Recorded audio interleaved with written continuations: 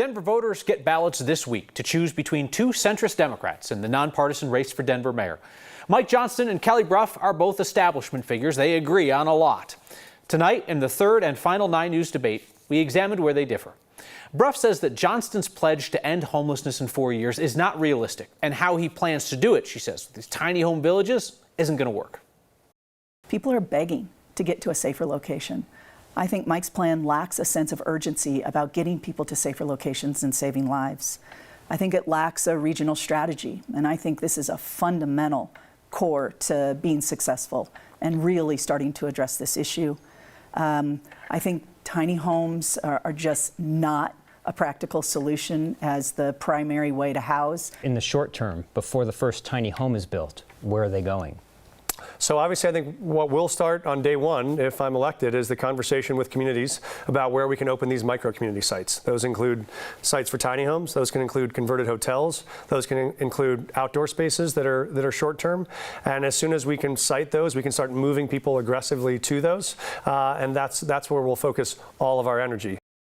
We asked Brough about her past leadership of the Denver Chamber of Commerce, where she pushed for conservative policies that were rejected at the ballot box by Denver voters. Brough opposed ballot issues on oil and gas setbacks, paid family leave, and a progressive income tax to fund education. Brough said tonight that sometimes she privately disagreed with the public position she was taking on behalf of business interests. The role I had was to represent an organization of 3,000 members and trying to reach consensus about really complex policy issues and the position they would take. Honestly, I separated, my personal view, even when I was trying to help drive toward that consensus or the approach we would take. And that was true whether we were taking more conservative, in your language, or more progressive positions. On the issue of school safety, both said that they would be willing to pay for SROs in Denver schools if that's what it takes. Both said they want the Denver School Board to change discipline policies that allow students charged with violent crimes, including attempted murder, to go back to class.